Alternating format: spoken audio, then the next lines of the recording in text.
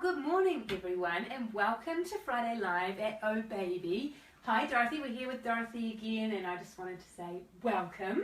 Thank Hello. you, Ali. Dorothy Waide is here with us this morning in our new look studio.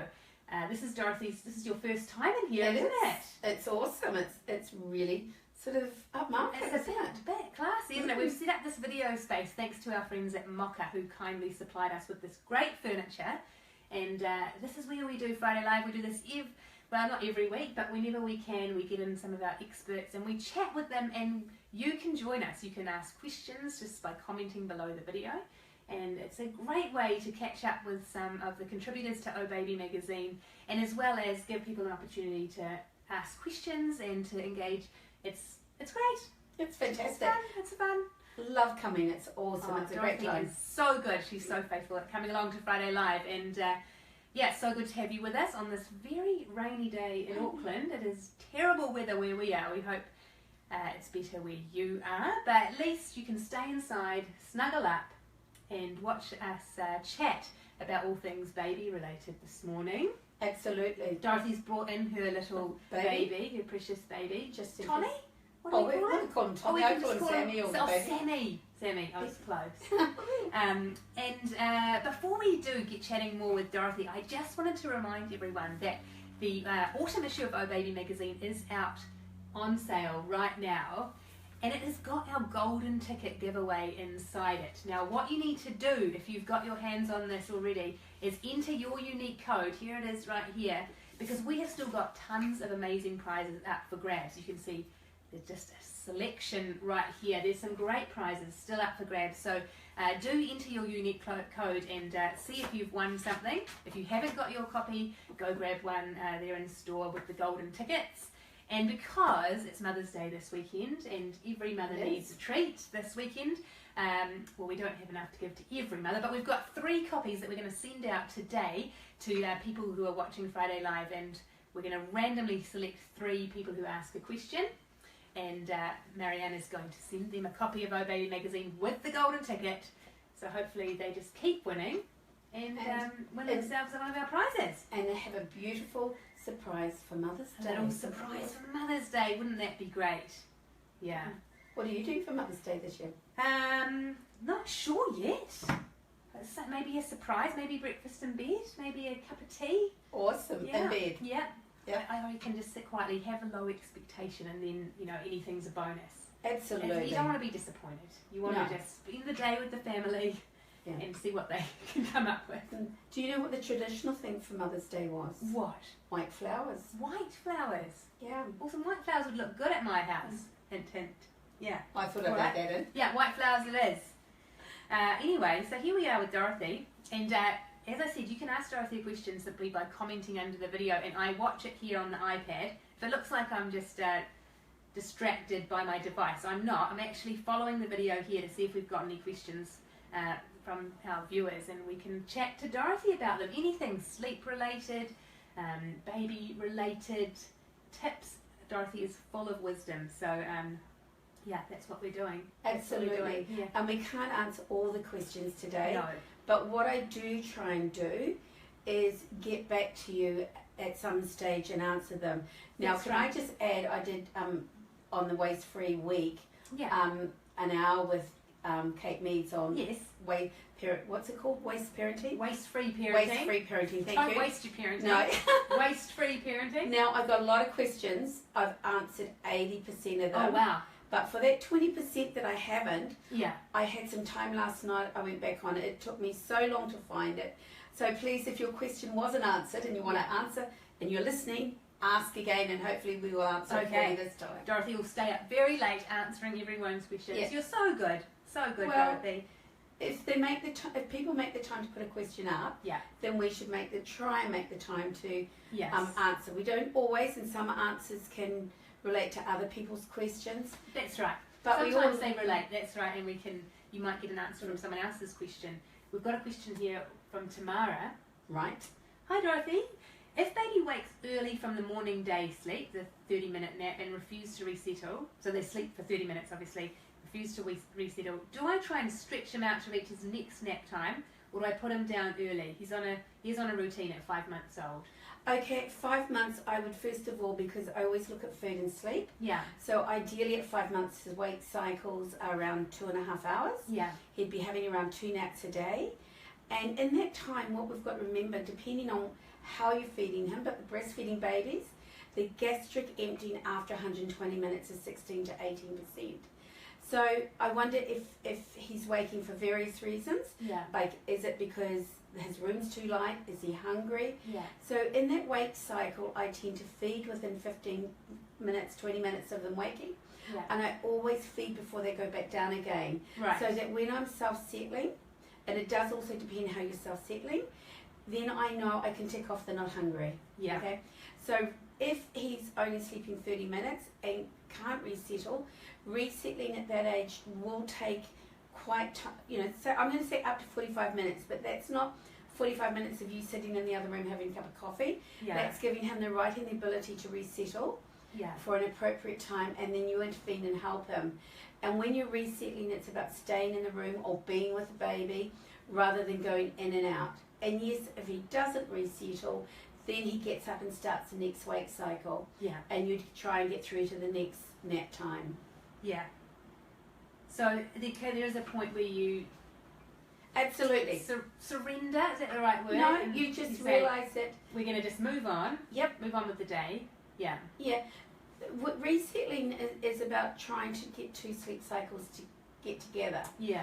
Or to go together. Connect. Right. And if they don't, there's normally a valid reason why. And sometimes 5.5-month-old babies aren't really tired when they go down to bed because their wake cycles aren't long enough. They can sometimes be hungry. Yeah. They could be teething. Yeah. There could be too much light coming in through the windows. Yeah. So there's lots of reasons why they may not be resettling. So that's where it's important to look at over the whole routine. Yeah. Okay. So Tamara, I hope that helps you out. And because you were so quick off the mark in our first question this morning, we're going to send you a copy of OHbaby magazine with a golden ticket. Fingers crossed it's a winning one. We'll put that in the post to you. Tamara will be in touch. Remember, we've got 2 other copies to give away this morning, so keep the questions coming. Rosie has a question. Hi Dorothy. What are your tips for unswaddling? So when would you recommend to sort of move away from swaddling, and how do you do that? Hi Rosie, I should be saying hi as well, shouldn't I? Very friendly. Just thought of that. Everybody's got different opinions about swaddling. Yeah. I've got little Sammy here swaddled. Yes, Sammy. He's still and you can swaddled. see How old is Sammy? He's only about 3 months. Okay. And you can see there's lots of room in the swaddle. So when I swaddle, it's firm up the top and loose down the bottom. I haven't really swaddled him correctly. I've just kind of wrapped his arm up. Yeah, he's just hanging out with us. He's not he is hanging out. To bed. Yeah. So the reason why I swaddle a newborn baby is because I want to represent the womb, because they're all nice and cocoon in there. Yeah. And the other thing is to stop the startled reflex. Sure. So the startled reflex becomes a controlled movement around 12 weeks. Okay. So I do transition at that time. Now some babies are ready to unswaddle around 10 weeks. Now if you've got a baby that is swaddled, sleeping well and is happy and contented, and you don't want to do the next move, we'll keep going. But just remember that the controlled movement doesn't happen until you undo the swaddle. Right. He's 9 weeks old. That's what Rosie's just come in to say. 9 weeks old? Yeah. Okay, ideally around the 12-week mark. Okay, that's when you could be looking to unswaddle. And what I do is there's 3 ways of doing it. I either take them out of the swaddle, put them straight into a sleeping bag. Yeah. Or I transition and I might take them out, put them in a sleeping bag, and then just tuck them in the cot with a muslin wrap. Yeah. So if they go under, they can breathe through it. Yeah. Or I'll take one hand out at a time. So if they're really, so some babies, I'll go like this. And some swaddles are designed now, aren't they, to have this progression of... Yeah. So I do that, so that they've got one hand out that they can learn to control, and the other hand is still swaddled. Yeah. Then once that hand comes out fully, which is the next stage, then I'll do that for 10 days, and then I'll do... So every step I do is for 10 days. 10 days, that's the key, isn't it? Yep, and the first 3 to 4 days are going to be hard. Yeah. And then, and we sometimes give up at day 2. And that's okay, because your baby might not be ready, or you may not be ready. Yeah. But at some stage, you've got to get through to day 10. That's good. Rosie's saying thanks for your advice. She's gonna wait for a few weeks and try again. I actually remember, ironically, I completely forgot to even register that they should be unswaddled. And I think my babies were swaddled for a while, but I know babies that are swaddled up to 12 months. Yeah. And as long as they're safe, and as long as you're happy, and the baby's happy and sleeping well, there's no right or wrong way to parent. There's easy and hard ways. Yeah. And the best thing about parenting is you can't fail. Yeah. So it's more about what holistically works for your family, your baby as well. And the key safety sort of issues is around the hips, isn't it? It's making sure there's room for them to be moving around the hip area. So see, if I was swaddling correctly, I can't really do it on my lap, but I'm going to just tuck them around. It's like that. And see all this movement? Yeah. And this is what we're looking, so that they can kick their legs up, move their legs, and really have that mobility from their hips down. Have space to dance there. Okay, we've got a question from Alana. My 2-year-old used to sleep all night, but after a recent bout of sickness has now fallen into the habit of needing to come into our bed to resettle. Now we try to calm him and put him back in his bed, but he screams. Any advice? It's so tricky when this happens, isn't it? It is, because subconsciously, when they were sick, maybe they felt really scared or something at that time, so they come in. So something woke him when he was sick. Yeah. So now he's sort of maybe subconsciously re-going through that. Right. So a couple of pointers, even though you didn't have to beforehand, look at their diet. Take out the foods that could be contributing to helping him wake, which is fruit, processed sugars, yogurt and cheese, all after lunch. Yeah. Because all those foods can or may contribute to night waking, and cheese may or can contribute to nightmares and night terrors. Yeah, which is it's interesting, because that's it was an old wives' tale, wasn't it? That, don't have cheese because you'll have nightmares. But there's obviously some truth in that. It's not just hearsay. Absolutely. Yeah.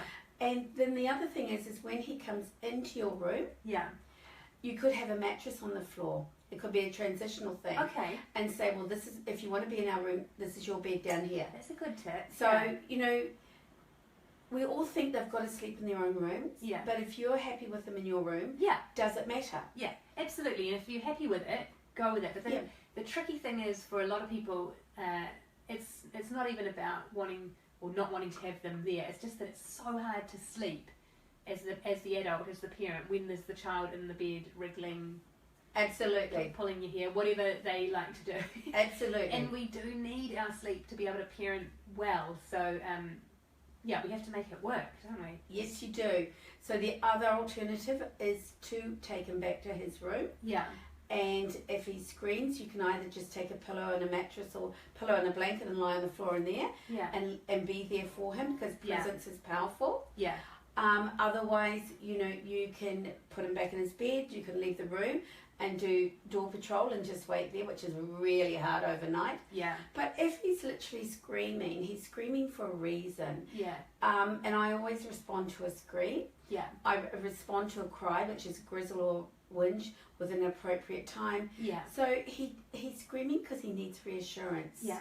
So isn't it better to reassure? To reassure. Yeah. It's how you do it. So don't it's not full story, or get up and play, or have a bottle or have a meal or anything like that. Yeah.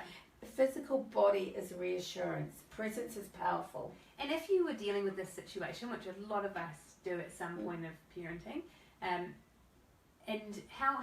where is the light at the end of the tunnel? How many days, how many nights do we need to sort of budget on before we get back to minimum of 10 days? Minimum of 10 days. Okay. Yeah.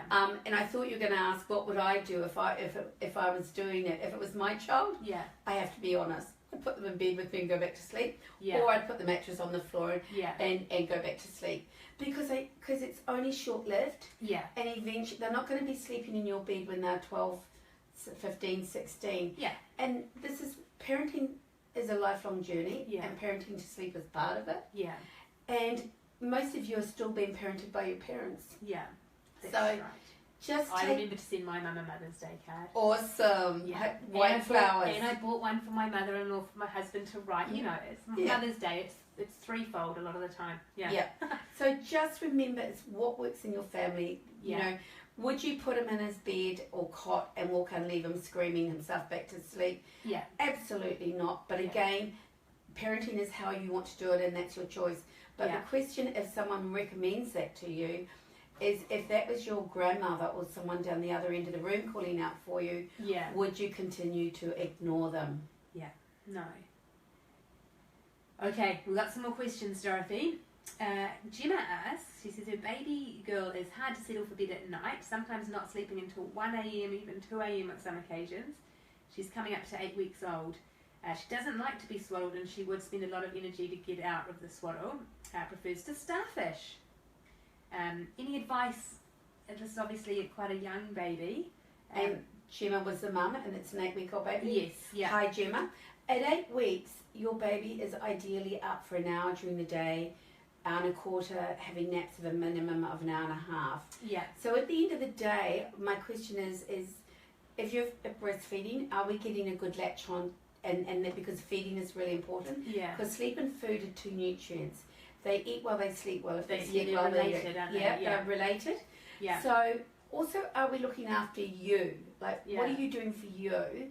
Because the thing about being a mum, you forget about yourself because you've got all these other people to look after. Yeah. So because she's so hard to get done at night, I would be looking at, are you snacking? Do you have protein shakes? Is the milk that you're providing full enough of nutrients? What goes in your mouth comes out through your milk. So for a breastfeeding mum, vitamins, multivitamin, omega-3s. If you don't think you're making enough milk, which, because most women say, I haven't got enough milk, it's fenugreek. Protein shakes are really important. Protein snacks.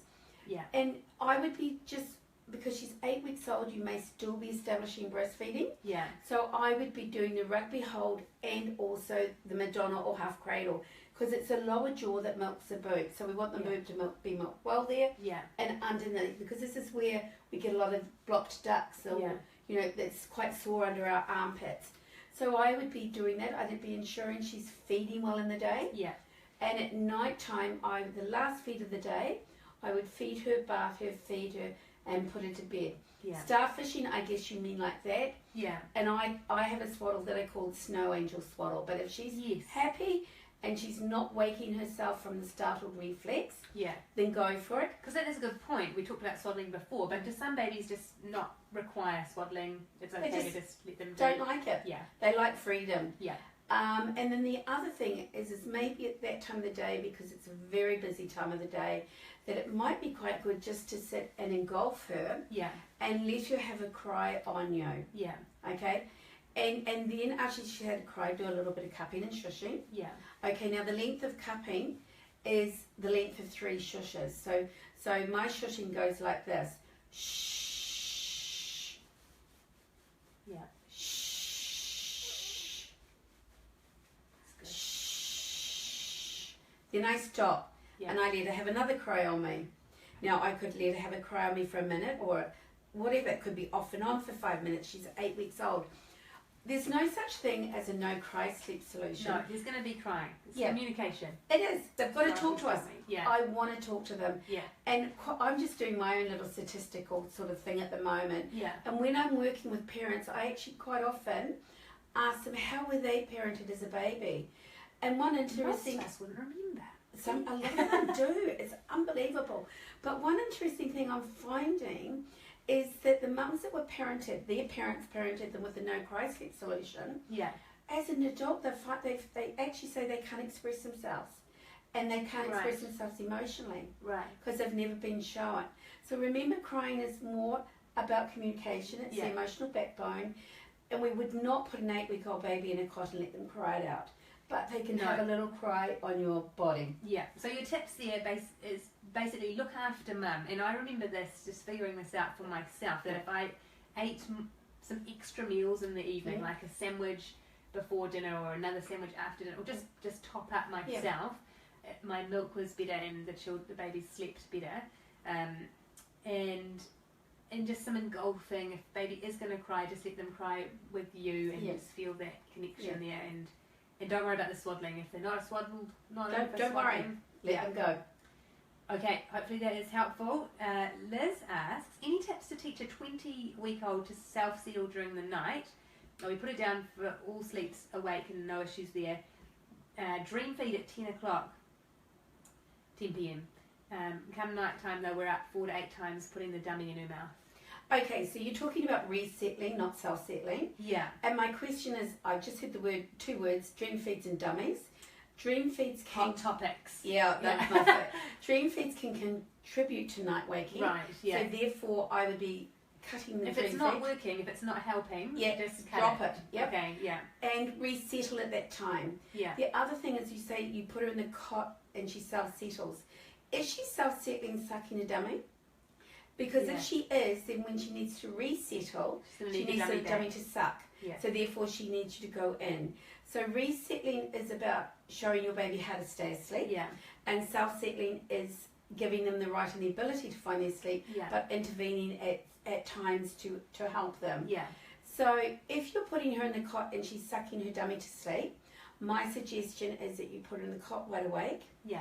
And then there's 3 options. You can not with the dummy. With no dummy. No dummy, okay. So you can leave the room, stay in the room, or stay in the room and touch. You can do whatever you like.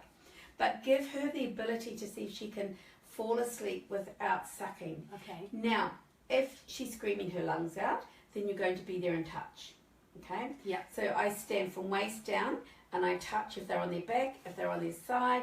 And if they're on their tummy, because she's 20 months, wasn't she? Yeah. 20 weeks, yes, sorry, 20 weeks. 20 weeks. Then that's what, no, so she'll probably still either be on her back or her side. Yeah. So I touch. And I would touch for up to 5 minutes. Okay. Okay? Because touch is powerful, presence is powerful. And then I would start doing my cupping and shushing. Yeah. And then I'd also give her the dummy. Yeah. But over time, I would stretch that first time of allowing her the right ability to find sleep up to 10 minutes. Okay. Now, I might do... Before you give the dummy. Yep. And then eventually it's like about 20 minutes. Yeah. So that if they do need the sucking to pass over to sleep, you're still giving them the right to try and find their sleep. Yeah. You're not stopping them from telling you their story. Yeah. And also, when they're crying, if they've got a bit of gas or a bit of tummy pain, you'll see their legs working and their body working. And sure, it does, that's a good sign that there's tummy issues going on. But it also giving them the right, because if they're sucking their dummy, they're not doing that, so the pain will build up. Right. But they're quite often able to pass that gas while they're mechanically sort of moving their legs and stuff. So it's about, dummies are powerful, dummies are awesome. I love dummies. But it's about how you use them. So I don't do anything as a prop. Yeah. I do it as a sleep tool. But say you've waited for baby to find her own sleep, and then you have used the dummy and they have fallen asleep. Dummy's in their mouth. If it falls out, you're right back where you started. They're going to ask for it again. Absolutely, because that's how it happens. Because if you've got a sucky baby, there's nothing you can do about it. But as they grow, because they lose their sucking reflex sort of changes, and the ability to need that amount of sucking around 6 months changes. So just be aware of it. Now when you're resettling at night, I would step back, because remember you've given her about 5 minutes to self-settle without a dummy. So I'd give her the appropriate time to resettle. Could be a minute, could be 5 minutes. It's whatever you feel is appropriate. Then go in and I would touch. Yeah. She might come down. Now if she doesn't, then I'd give her the dummy and cup and shush her back to sleep. Okay, it's good.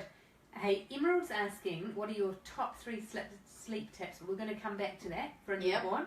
Top 3 sleep tips for a newborn coming up. You can answer that. I'm just giving you time to think about it, Dorothy. And if you can't come up with them, I'll have to do it. No, well, I've read a lot of Dorothy's articles, so I should be able to do it. But before we get to that, we've got another question. Rosie's asking about Miles, who's 9 weeks old. Has a 6:30 feed and sleeps till 2 or 3 a.m, which is great. She's loving that. But then he wakes every hour from that 3 a.m. time frame until morning, and she can't figure out why. He has one feed, obviously that 3 a.m, good feed, but then he wakes, he's not interested in food, she doesn't know what to do. He's not cold. I hear of this happening a bit, you know, that dawn torture sort of situation. It is where torture, they're just waking every hour and you're like, what the heck? Does he really need that 1 a.m. feed? Did he or wake? 2 or 2 a.m. Did he wake because he did pee, a fart, a burp, a poo? Did he wake but now just doesn't know how to go back to sleep. Yeah. So quite often babies need reassurance. Yeah. So I would always try and resettle. Yeah. Before you do a feed, even so he's only 9 weeks old. Yeah, as long as he's absolutely. As long as he's regained his birth weight. Yeah. There's no medical conditions. He's peeing poon. Yeah. And he's feeding well during the day. So absolutely, I'd always try resettling. For a 9-week-old baby might just be 5 minutes. Okay. Yeah. But feeding overnight is so resettling overnight is ensuring we're feeding for hunger and not for comfort. Yes. Yeah. And quite often when I'm up all night with the newborn babies like that, I find it's because I actually fed them when I could have actually resettled them. Okay. Yeah. So it could be that reason. So that's worth a try. Yeah. Yeah. And then when if you did have the continued waking on the hour, just more resettling. It's not feeding. It's more resettling. Well, yes, always resettle before you feed. But I would be looking at, are you doing a full feed? Yeah. Are you feeding in a dim lighted room? Yeah. Are you doing burping and changing the nappy? So I would ensure that you're doing a full feed. Yeah. So I do a full feed, burp and change my baby, give them some more, then swaddle and put them back to bed. Yeah. That is if it's resettling hasn't worked on its own. Yeah. Okay. So quickly, we're going to wrap up. 3 top sleep tips for a newborn. Okay, one from you, Ali. We've talked about swaddling. Yeah. So swaddling to create that sense of being in the womb. Mm-hmm. They're thinking, I'm getting ripped off. I wanted to hear from Dorothy. Oh, okay. They didn't say that. I'm just presuming. Okay. 3 top tips. Looking after yourself. Good. Yeah. It's okay to say it's okay to say no. Yeah. So making sure that you've got a good village around you. These are all aspects of looking out for yourself, looking after yourself as a mum, which Dorothy has written a great article on for our next issue. Yep. That's just a little teaser. So it's so important to look after mum. To look after yourself. Yeah. Okay. Number 2 is everybody wants their baby in a routine. Yeah. And within that routine thing, we are all looking for tired signs. Every baby's different. So I go for sort of like times because I work a lot with mothers who spend all day looking for tired signs and then get upset because they've missed them all. Yeah. Okay. So the routine is that they wake, you respond, you feed, they sleep. Yeah. They're already in a natural routine. Yeah, they're in a natural routine. Okay. So don't worry too much about that routine. And also 2, 3. Now you've got me. I'm going because I've got so much thinking of. So many good tips. Yeah, there's so much. What would be your top? That's tricky. Top 3 is remember your baby is a baby. They're not a doll. Yeah. So if I come to see you and I want to hold the baby's sleeping. It's a baby. So protect your baby. Yeah. And if you've got a baby, not a robot. Yep. Yeah. If you've got a baby that is screaming and people say to you, you've got one of those types of babies. Suck it up and get on with it. You go and you fight for your baby because babies cry because they communicate. Yeah. So it is okay for a baby to cry. So I suppose that's my 3rd tip. I suppose that actually would be my number 1 tip. Yeah. Babies need to communicate to us through crying. Yeah. And it's where you are and what you're doing when your baby is crying.